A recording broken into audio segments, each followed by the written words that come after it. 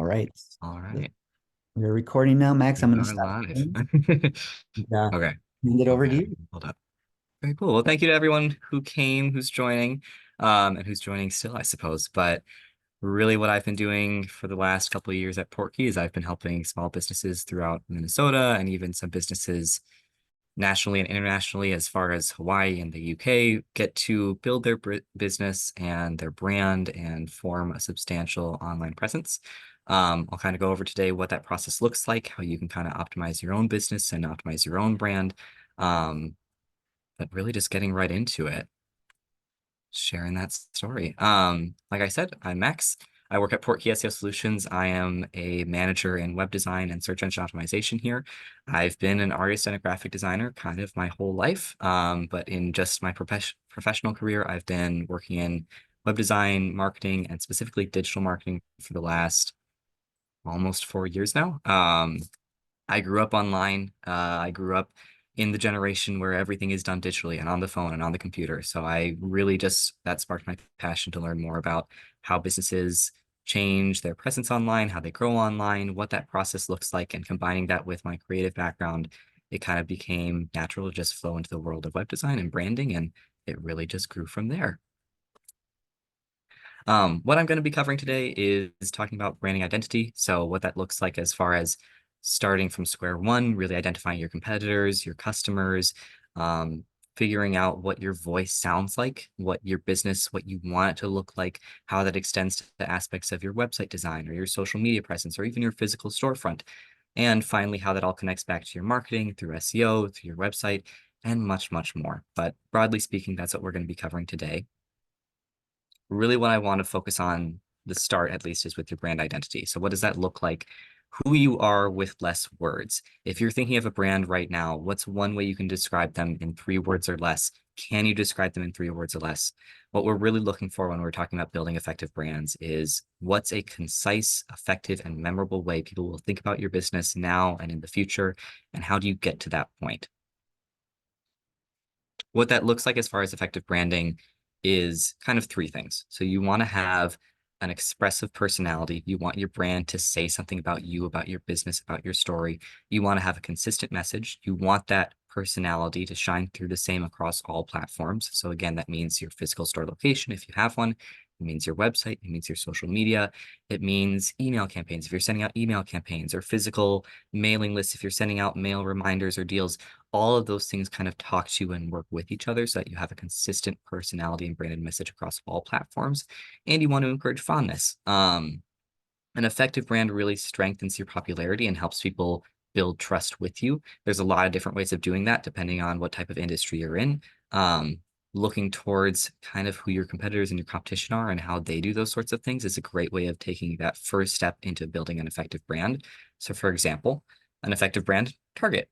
Effective brand doesn't just stop at the logo, right? It talks about every kind of printed piece of media or digital piece of media that Target produces. So for Target, that means using similar colors across all marketing platforms, similar patterns, similar themes, similar photography style, similar voice and vocal messaging. So all of these kind of phrases are very short and sweet. They have a dynamic element to them. They're very active statements. All of those things work together so that when you hear something from Target or you see something from Target, it sticks in your mind a little bit more, and it also reinforces the things you've already seen about Target.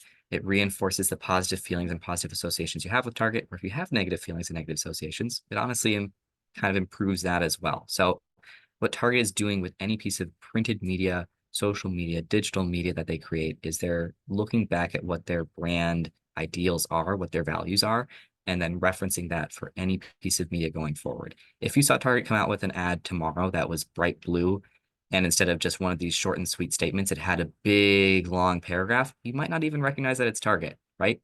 So it's all about creating those consistent pieces of media across different platforms so that over time you build recognition and you think about how this brand gets reinforced in your mind over time until they're top of mind.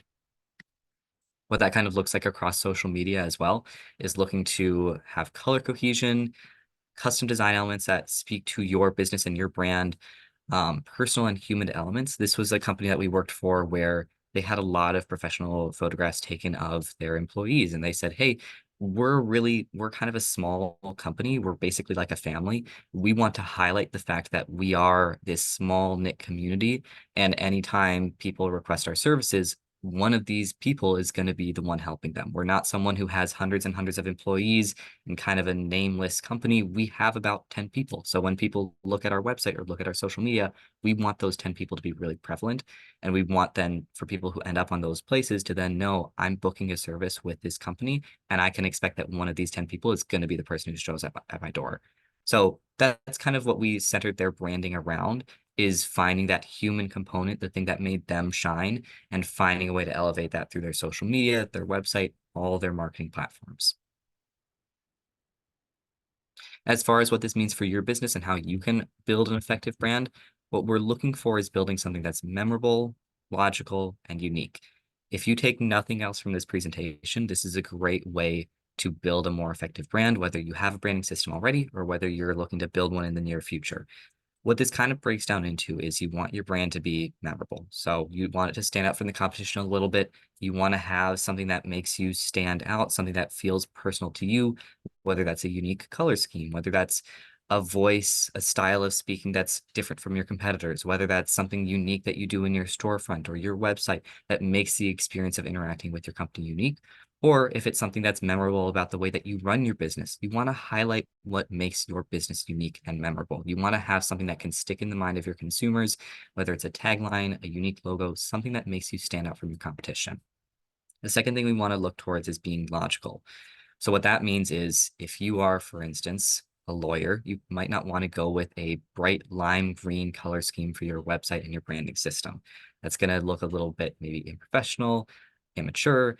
What we're looking to do is reinforce stereotypes that people already have about your industry when appropriate, so that if you have, if you are in the legal industry, you maybe want to pick more mature colors for your website and your branding system instead of going with something that looks maybe more childish or immature.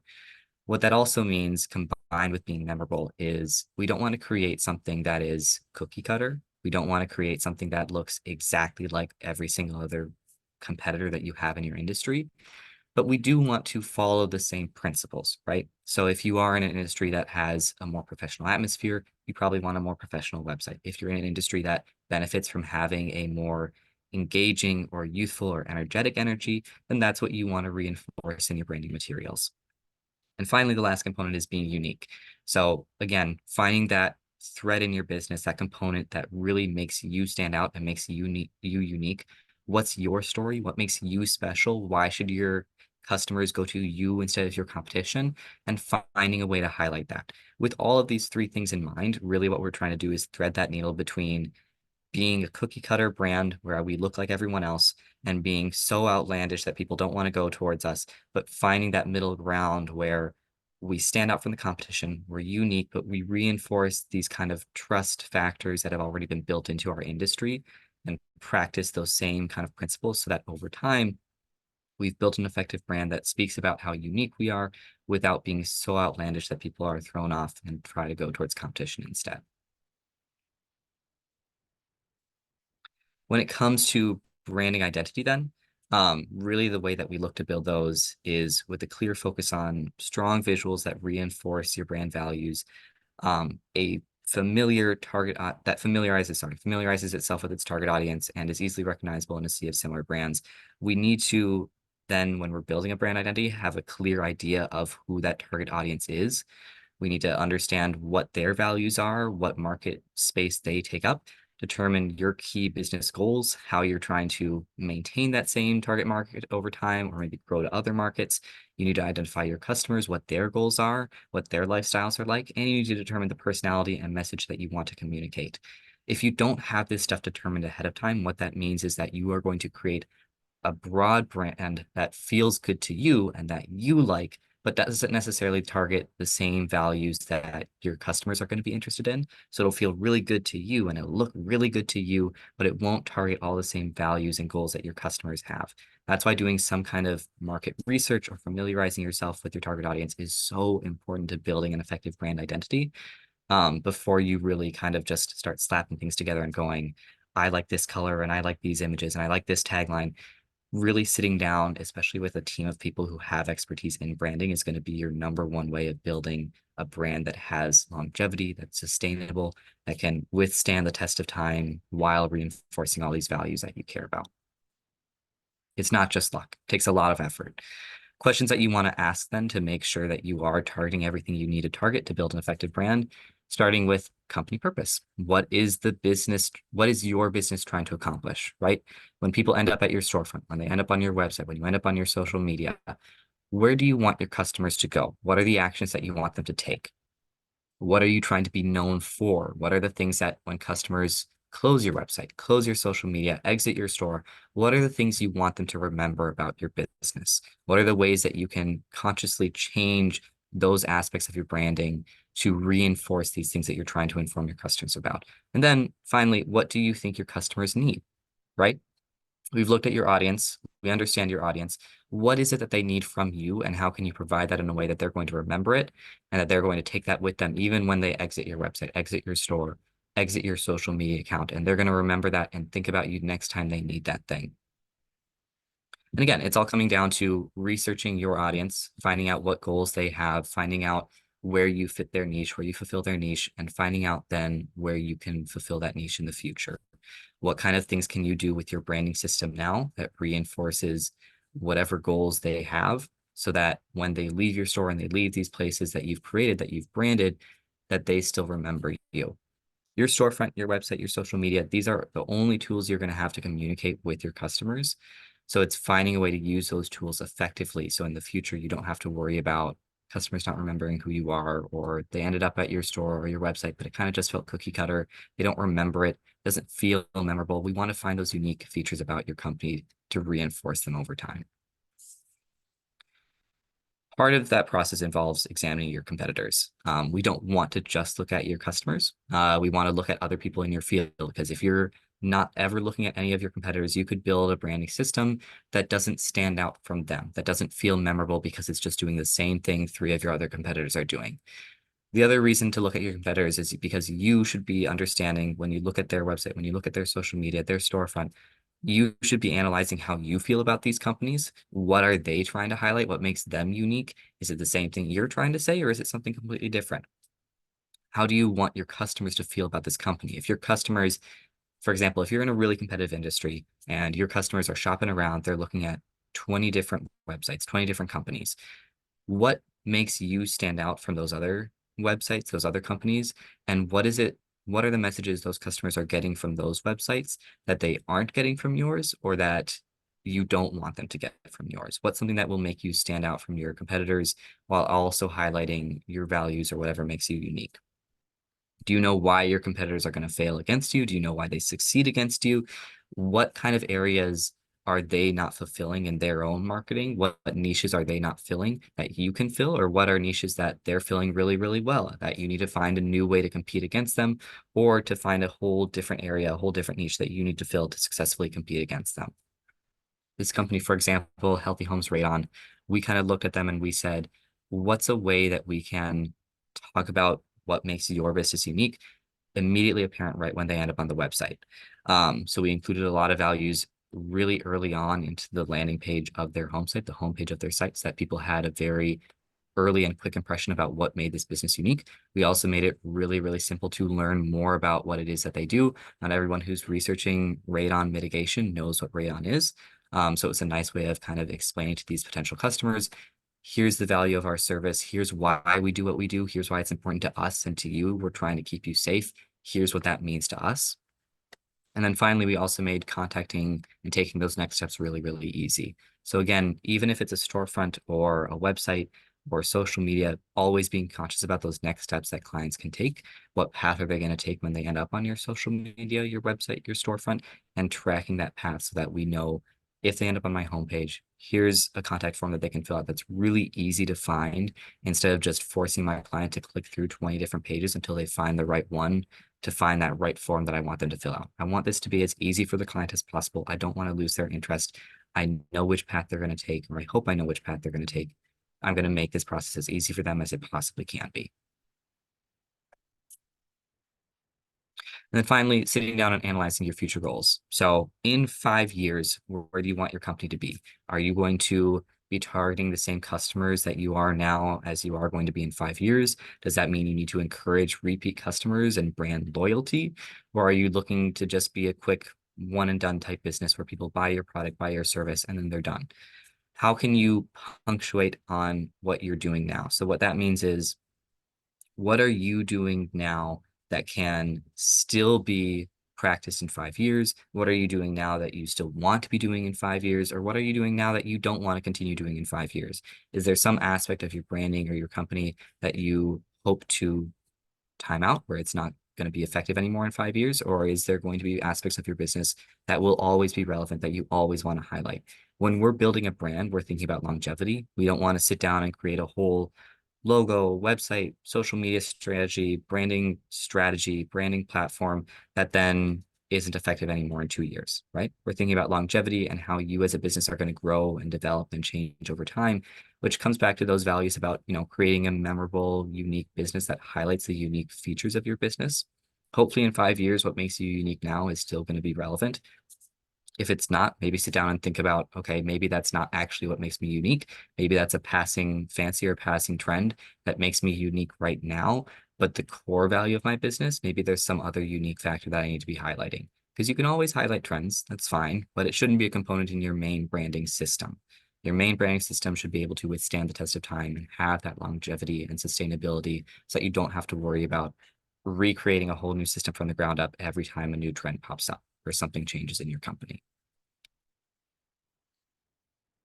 And finally, we want to circle back to target market again. Where does your ideal client spend their time? What is valuable to them? What's their priority? And how do they find you? How do they communicate? We really want to focus on highlighting and spending the most time on perfecting the platforms that your client is going to spend the most time in. So again, if that's a physical storefront, you want to make your physical storefront as perfect for your client as it can be. We want to think about what path they take through the store. But even if it's not a physical storefront, if it's a website, your clients are still taking a path through that website. They're still taking targeted moves through that online platform that we can track and understand and then take into account when we're taking time to build and perfect your website. So if that means that we are building a site that has a contact form right available at the very front of your page, then that's what we should do. If it means that we're building a website where maybe our services are more unique or niche or not as easily understood, we might not want a contact form right at the very front of the website, right on the front page, because then people are going to be filling out a form without really understanding what they need from us. So is there a way of putting this form lower down on the page, below an informational section where they can understand what services you offer before submitting a contact form so that it'll be more effective? The other component of this is, again, figuring out what values your clients have so that you can reflect similar values across your website.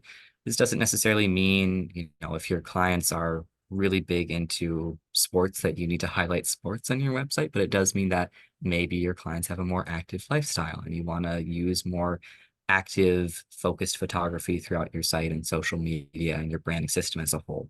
Um, Thinking about consciously then what your clients like doing, what they spend their time doing, is a great way to improve the effectiveness of your branding system because you can invoke those same feelings of joy or passion that they get from their hobbies and their interests within your site by using similar imagery or similar themes, similar verbiage and wording that then makes those clients connect you even subconsciously to their passions and interests so that over time you build a more effective brand and people have an easier time recognizing your business and having good feelings, good associations when they think about your business.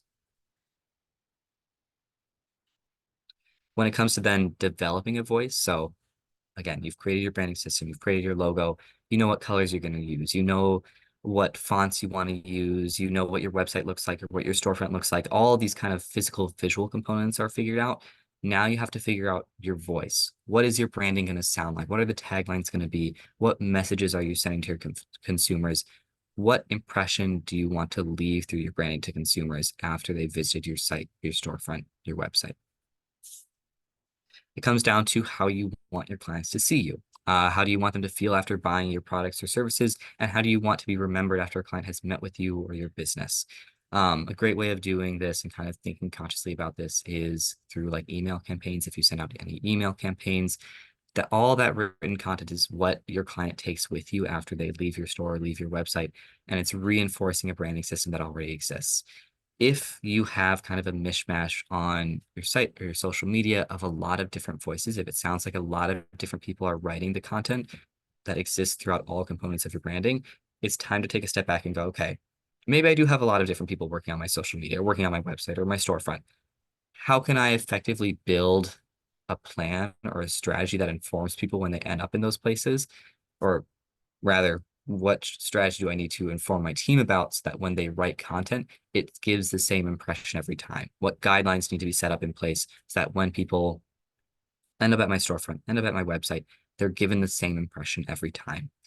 Another great reason to do this is developing a voice. I mean, is that over time, this can have a good impact on your website performance or your digital performance, because all the written content that you feed to Google and these search algorithms comes back to you. So if you do a really good job of informing Google by listing out exactly on your website what it is you do, here's how you do it, here's your values, Google can then understand that, have a better time understanding what your company does, and show you in more relevant search terms.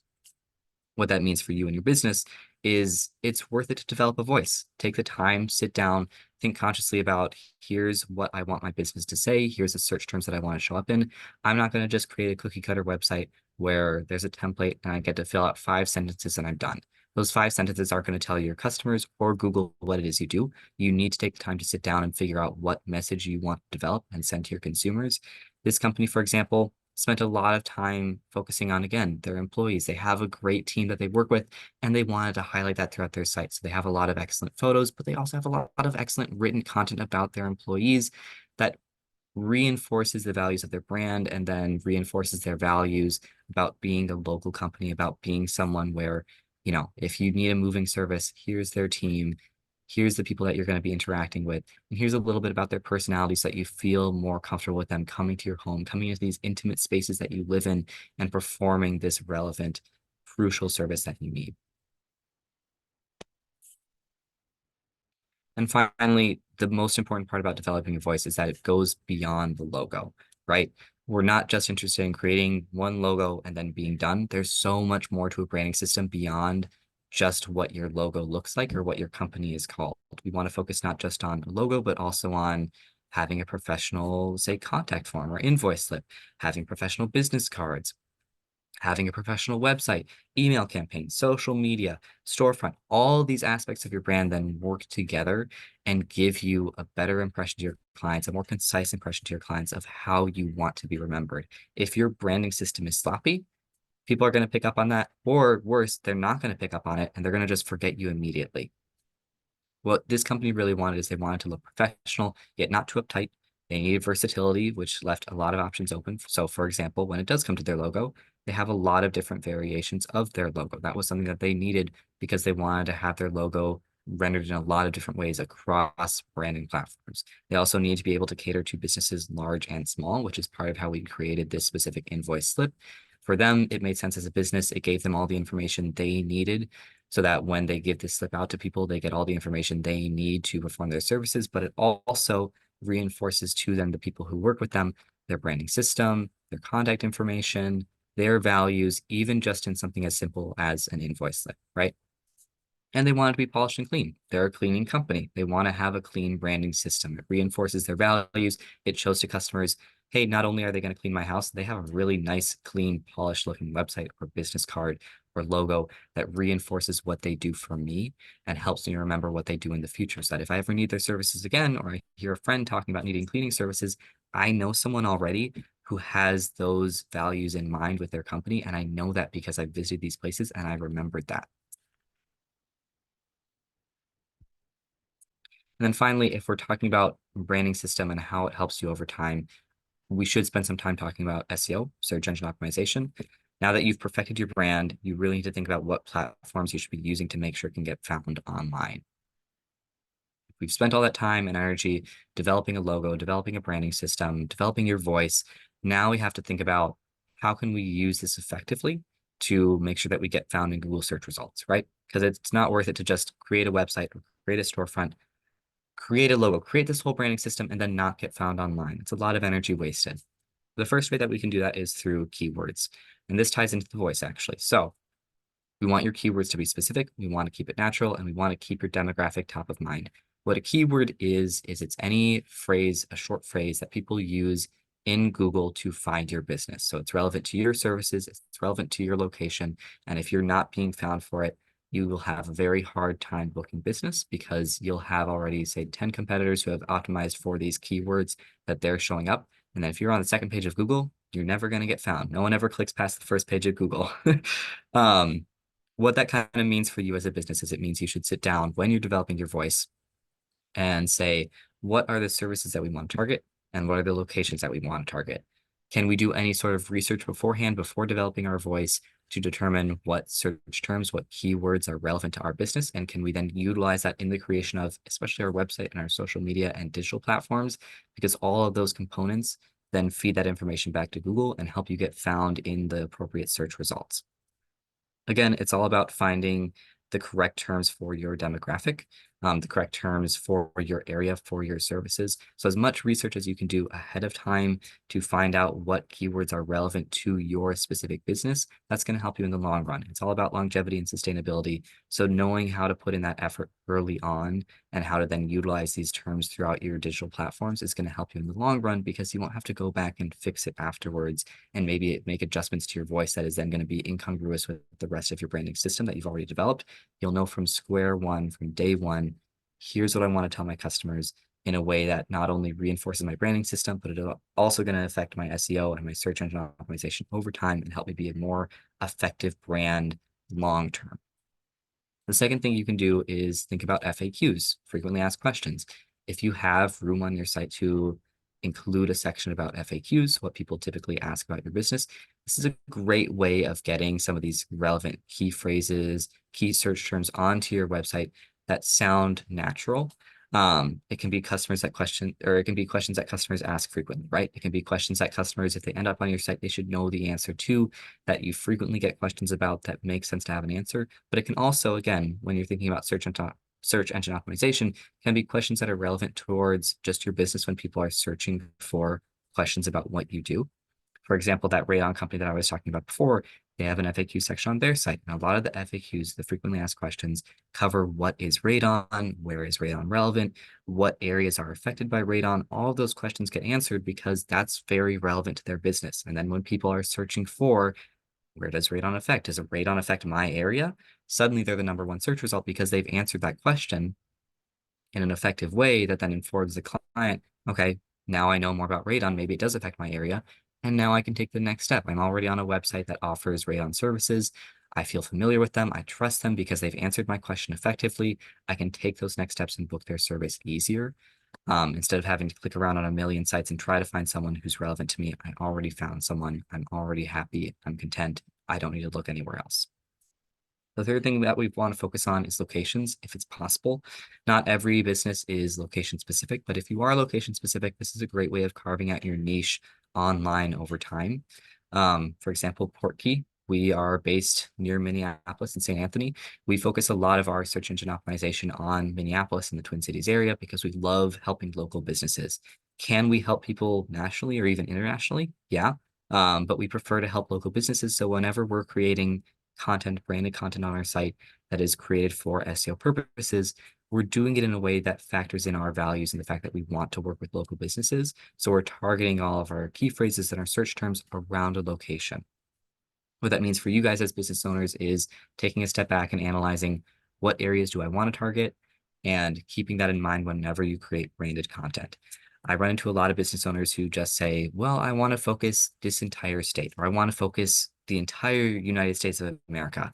That's great, but if we're starting small, what we want to do is carve out our niche first. So we want to think about more strategically, what are the specific areas that I want to spend energy and time investing in instead of just going, I want to broadly target one entire state. Because at the end of the day, you probably don't want to target an entire state. You want to target maybe the most populated areas within that state. So then that can factor into your services and the strategy that you take to market those services to your customers.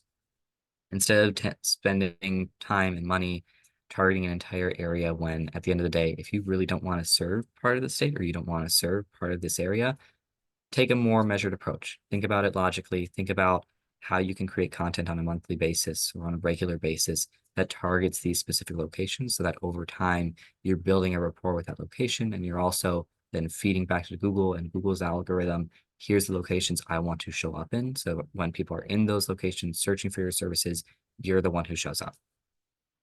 To target this just a little bit more, so I talked about how Portkey, when we create content, we create it with a location in mind. So we might say web designer in Minneapolis or branding expert in Minneapolis.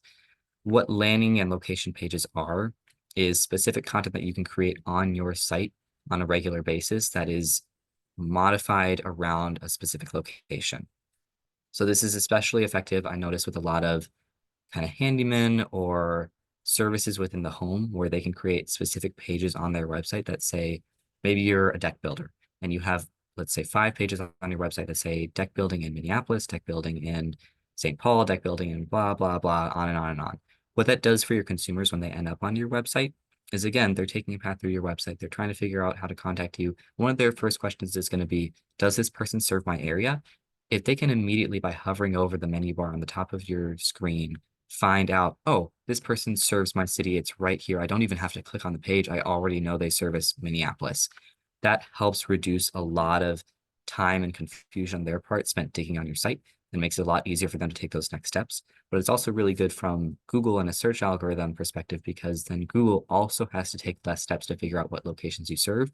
They can also read through your menu bar and find out these are the specific cities that this business serves. I know that now. I'm going to show them in these kind of locations so that they know, so that any customer who's like looking for you online has an easier time finding you. And then the final component is near me. It's hardest to hit near me. Everyone's searching for service near me, and everyone's creating content for a service near me. So it's a lot harder to create search engine optimized pages and content for a term like near me. But it's still worth targeting if you can, if you have the time and energy to target near me, especially if you aren't someone who is location specific, where it benefits you to have content that's more geared towards near me. Again, that's a relevant Google search term. Everyone, when they're searching for services online or products online, wants to find the things that's closest and most convenient to them. So if you can create content and feed it to your website, feed it to your social media that says, I do this near me, then Google and clients who are looking for you are going to have an easier time finding your services. The fourth thing I want to touch on after spending a lot of time on locations is call to action. Again, thinking about consciously what steps people are going to take through your site. Do we want to have a contact form really readily available right as soon as they enter the page? Do we want to have a phone number, an email address? Do we want to have social media handles? Are you the type of business where people message you frequently on Facebook or Instagram? Having that readily available to clients in a way that makes sense is how you're going to get action right away from your clients. We don't want your clients and your audience to spend a lot of time thinking and searching and finding those call to action, those next steps. We want it to be as easily available as possible. What that also means is if you've created a website or your social media or whatever, even if it's your branding, your physical store, right?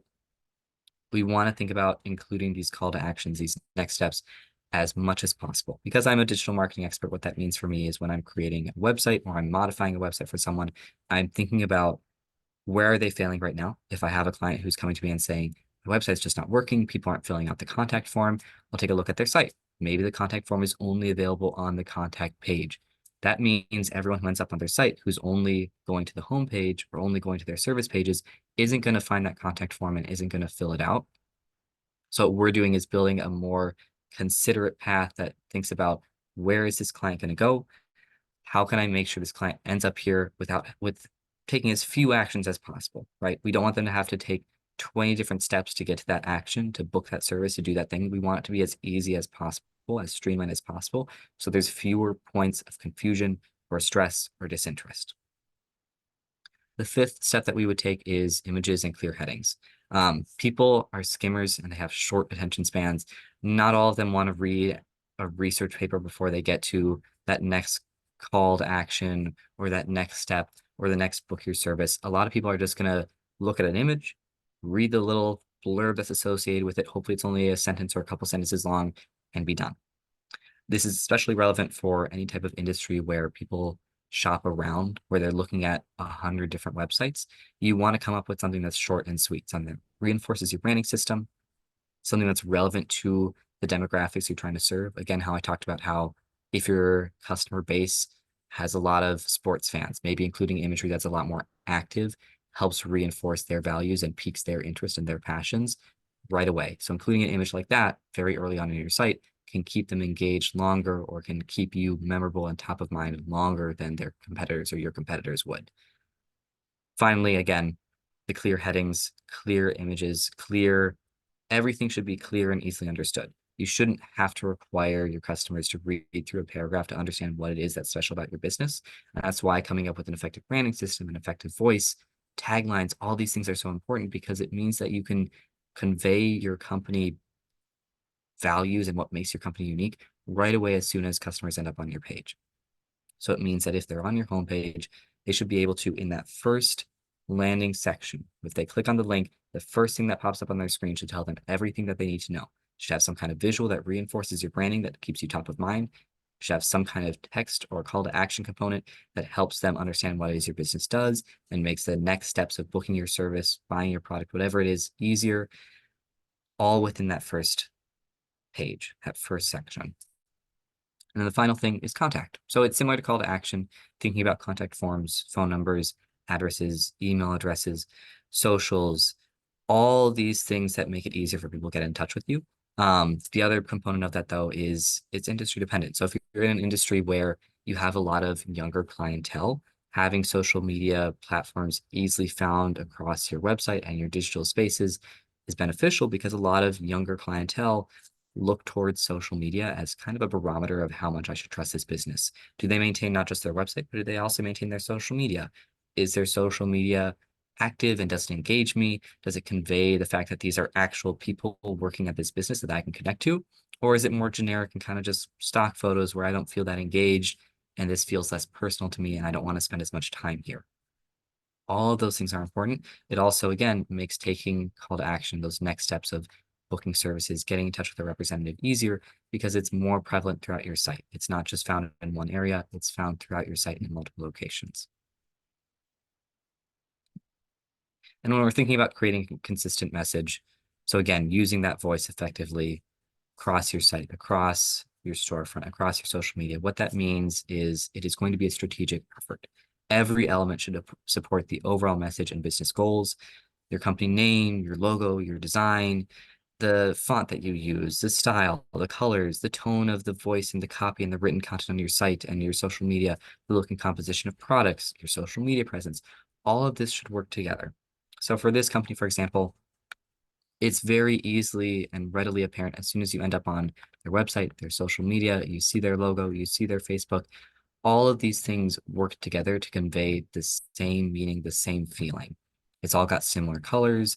They've got excellent photographs. Again, they've got an excellent photography done of their work. So that's been highlighted throughout all of their social media platforms and their website. They're an outdoor company. They work on landscaping. They want people who end up on these places to know immediately the quality of services they provide instead of just slapping on a logo and a phone number and going, cool, call me, we're done. We want people to make that connection to their business and form trust by seeing the quality of their work. What that means for your business is, again, finding what makes you unique, what can be highlighted across all platforms. What do you want to showcase to consumers and customers who end up on your site or your social media or your storefront? And how can you do that? Maybe it is as simple as getting really nice photographs taken of your business and highlighting that throughout your platforms, but it could be a more conscious effort. All these little things build up over time. It's not just one thing. It's looking towards building an effective brand with all these components together. And what that means for you over time is you're building a more strategic, a more sustainable, longevity inspired path for your business, strategy for your business. When it comes to your online presence, again, because I am a digital marketing expert, this is where I have my expertise. I can only go so far in the storefront, but across the website, across social media, what that means is that you've thought consciously about how all these different components work together, how they all speak together, how they all inform clients about what it is you do. And it doesn't stop with just your website or your social media. It also includes your Google presence. So if you have a Google My Business profile, a GMB profile, that's another component that you should be thinking about with your branding system. If you send out email campaigns, if you have advertisements, All of these things should be working and speaking together so that whatever clients see first, it conveys the same message. It conveys the same thing that you want them to take with them when they click off their computer, when they've shut off their phone. You want them to still think about you in the same way, whether they ended up on your social media, on your Instagram, whether they saw your Google My Business profile, or whether they were on your website. All of that content should be identifiable, even if your logo or your name isn't present. Because, right, a branding system doesn't just stop at the logo, it includes all these different components. It includes the copy that you've created, the tagline, the colors, the feeling of your brand, what makes you unique. All of these things should be readily available and thought about beyond just a logo and what looks nice.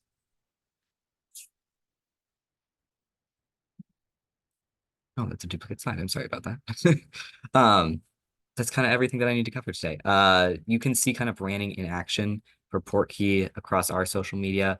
We're very open about what we do. If you want advice or you just need a point of inspiration to see what it is that we do as digital marketing experts, our Facebook, our Instagram, our LinkedIn, our TikTok, all of that is readily available and online. You can find it through our website because, of course, those call to action points and contact points are readily available and should be across our website as they should be on yours. I'd love to keep in touch with you guys. If you ever have questions, I'm very eager and willing to provide advice to anyone who needs it. You can text or call me at my phone number. You can reach out to me through my email address. You can even schedule a meeting here by using this link, or if you visit Portkey's website, we do have a bunch of different scheduling options that if you want to schedule a meeting with me specifically, you can. So you don't have to worry about writing this link down really quick before I click off. You can just find it on our website.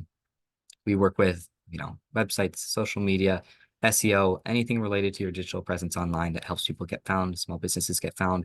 That's why I do what I do. I like hearing small businesses and their stories, and I like making that difference where over time I can see their progression, I can see their business grow. So I'm very passionate about creating those kind of sustainable branding systems that I've talked about and pairing that with kind of SEO and search engine strategies over time so that their branding system actually has a chance of getting found. If we've spent all this time and energy doing research and finding out what voice makes the most sense for their business and finding the way to highlight that, what I want to do is then help that get found over time and find a way that's sustainable for them to make their business shine and really highlight everything that makes them unique and their story unique. Again, thank you all for coming. If you do have any questions, now is the time. But I, again, really just wanted to thank all of you guys for taking the time to find out more about branding. You're all improving your business. You're taking the time to make your business more effective. And hopefully you've learned something today that you can take with you and make your brand more effective in the future. But that's all I have for you today. If you have any questions, we do have quite a bit of time to cover them. So we can start going through that now. Okay, great. Thank you, Max. So I see we've got a question in the Q&A here. First of all, it says superlative job to you, and I concur with that. Very nice. Well Appreciate done. that. And so the question is, what branding do you recommend for podcasting and content creators? Very good question. Well, the primary platforms that people are going to be using to find podcasting and content creators is always going to be on social media. So the way that I would highlight this is using platforms like TikTok and Instagram, Facebook, primarily looking at whatever demographic that you're targeting, what social media platforms they use, and then creating content based on that. Websites and all of these things are great for podcasts as well, but I wouldn't invest as much time in a website as I would in a specific social media strategy that helps target the people that you're looking to target. Especially what this means and why this is so effective is because the same content and branding that you can use to create, the little image, your little podcast square that people see when they listen to your podcast can also be reinforced throughout your social media, all those same graphics. And it also is just a nice way of, especially on a platform like Instagram or TikTok, where you can post little video snippets or audio snippets. It's a nice way of engaging with your audience quickly and getting people who haven't been listening to your podcast engaged and wanting to learn more. Great. All right. Thank you for that. If Yeah. anyone else has questions, feel free to drop them in the Q&A here. We can give it just a few seconds and just a couple of housekeeping items. So you will receive some follow-up from SCORE here after the presentation. You'll get a survey, so we would appreciate if you complete that. We use that feedback to help us continue to fine-tune and improve our presentations. And we've got another question here. This Yeah, one, Max, could you say a little more about color theory and branding? I'd love to. So again, color theory seems really simple on a surface level, where if you have a favorite color, you might just be inclined to use that color throughout your branding. What I would recommend first, though, is again looking back at your customers, your client base, and figuring out what colors make the most sense to them, what speaks to them. A really great example of this is Facebook and how they optimize their platform across social media. A big reason they used blue was because it was his favorite color, but the secondary reason for it was because blue is a color that people with very different levels of color blindness can see effectively. It also has a lot of calming components. Blue is the most popular favorite color of any color because it reinforces, biologically, it reinforces this feeling that we're seeing water, that we're safe, that we have safety and resources. So that being used across social media and Facebook reinforce those feelings of calm and safety while also being visible to people of all different vision qualities. What that means for your business on a less broad level, if we're not trying to be so scientific, is looking at what your industry does and what kind of values you're trying to convey. Again, if you're looking for something really energetic, you want to have really energetic, bright colors. If you're looking for something that's much more professional or industrial, you want to have colors that feel safe and secure and not fancy and frilly. You want something that is all business, right? A great way to start that is by looking at your competitors, seeing kind of the saturation and the brightness of colors that they're using within their branding system. You don't have to use the same colors, but kind of keeping in mind if they use more muted tones, you might also want to use muted tones. If they're using brighter tones, you might also want to use brighter tones. Um, Hopefully that kind of answered the question a little bit. It's a little hard to answer that specifically if I don't know what industry you're in, but basically sitting down and kind of looking at what your industry values are and seeing if you can find colors that fit within those values. Okay, great. Thanks, Max. And for the person who posed that question, if you wanted to drop your industry in the Q&A, Max might have some follow-up on that. We've got another question, Max. This one is, I am a photographer, so I'm spending my energy into my website since it's such a Mhm. visual industry. What else would you recommend? I would recommend social media for sure. That's another very visual industry. And depending on the type of photography you do, it's very easy on a platform like Instagram or TikTok or even Facebook to target specific kind of search terms and content that people are using. Like it's the same way that like tattoo artists, for instance, if they're targeting a specific type of style of tattoo, if you do a specific style of photography, if you do wedding photography, that's something that you can highlight and hashtag or mention across your posts so that people have an easier time of finding you. It's great to invest in a website because again, that's where people are going to be taking those next step actions, hopefully. And it's great to have a portfolio that you can build over time. And it's always just great to have a website for search engine purposes. It's your number one platform where you can customize your online presence as much as you want. But as in terms of getting new clientele, having a social media strategy where you can post regular content online is going to be a great way of targeting some business and some clientele that you maybe haven't been able to in the past. Okay, great. So we got a follow-up on the question about color theory and Ooh, branding. So yes. the person who asked that question is does coaching and consulting for organizations. Okay. I've worked with a couple different coaches. Interesting. What I would do then is it really speaks a lot about your personality, what colors you use. So if you're the kind of coach where you are all business, very professional, I would use muted tones in the photography that I would use. I would think about showing myself in professional attire, in kind of a quiet space is how I would describe it, something that's not too busy and distracting. If you are someone who reaches out to people on a more personal level, I would invoke that in my branding system. I would use colors that are a little bit warmer, a little bit softer. If I have any photography that I'm utilizing on the site, I would wear clothing that's a little less professional and a little more approachable. All of that kind of factors into what clients think about when you first end up on the site. So when you're thinking about what strategy you want to use when you're building your branding system, however you reach out to clients now, whatever impression you want to send them is how you want to build your branding system. So if you want to be super professional, build a very professional brand, use very professional colors. I'm thinking like navies and browns and creams, kind of dark muted tones mixed in with a couple lighter, brighter tones. If you're looking to be more personal, forming that personal connection, again, softer colors, light greens, light blues are great. I know like health coaches in particular using greens is really effective because green has an association with health. So that's a great way of kind of working with that association. Um, this is one area where, because you are such a personal industry, you are usually making a very personal connection. If you want to utilize some of your favorite colors, you can do that, but be considered about how you're doing it. Maybe if your favorite color is a really bright lime neon green, don't use that shade of green, but you can still utilize green in your branding system. Great. We've got a couple more questions. The next one is, how is your company utilizing or incorporating AI in branding for your clients? I think that's a very broad question. As far as like visuals and using AI, we don't. I don't think AI is at a place yet where you can really effectively utilize AI in your branding system.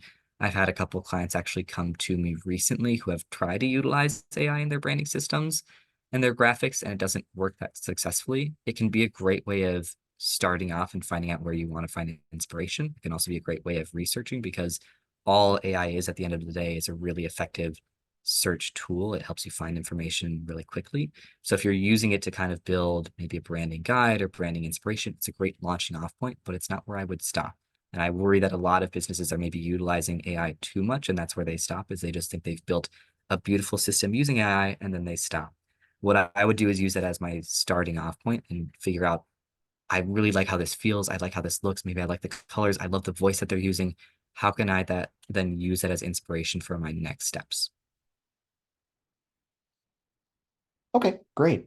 Yeah. Let's see. The next question is there a good resource for help to build targeted customer profiles? Hmm. A couple different tools that we use at Portkey. There's a couple kind of free tools available. So one is Google Search Console and Google Analytics. As long as you have some kind of website built up, you can connect that to both of those platforms, and those are free tools that can help you find out what key phrases and what demographics are searching for your business and your industry. It's most effective when you already have a little bit of time and energy put into your site, not when it's brand spanking new, because Google takes a little bit of time to process how you're showing up online, and that kind of factors into the information they can then feed back to you. But those are great starting off points. Again, they are free, so it's really beneficial to have a couple of tools that you can always keep with you under your belt that are free to use, because there's also a lot of companies that will pay or charge an arm and a leg for you to learn more about your demographics and your industry. So those two are great starting off points. Otherwise, it gets a little bit more industry specific from there. So if you're in a specific industry, sometimes there are tools that are available to your service or product specifically that wouldn't just be available, broadly speaking, to any consumer. Okay, great. And we've got one more question here. And again, Mhm. for if anyone else has other questions, please feel free to add them to the Q&A. But the last question we have here, Max, is what do you think about changing logo color? Um, it's a weirdly loaded question. Changing your branding system at any point can be scary. Um, I would think about why you're doing what you're doing. What's the reason behind changing the logo color? What benefit are you getting from it? If your logo right now isn't reinforcing your branding system, if it's not doing what you need to do, if people aren't memorizing it, if it doesn't feel like it's standing out enough, then I would change the logo color. I would consider what kind of steps I can take to make my brand more effective, make my brand more memorable. You can look to a million examples of logo changes that were effective and weren't effective, right? And at the end of the day, what you really need to do is maybe sit down with, whether it's friends and family, whether you can get actual clients that you've worked with, and get them to explain how they feel about the logo. That can maybe change your opinion on whether you want to change it or not. If people have built a strong connection to your logo, if it's very memorable, if it's doing everything it needs to do, I wouldn't touch the color. I wouldn't change it. But if your clients have very little opinion about your logo and what it's doing for them right now, maybe it would be time to change it, because it's going to, again, reinforce those things you want your brand to do, make it more memorable, keep you more top of mind. Great. It looks like that is all that we have as far as questions go.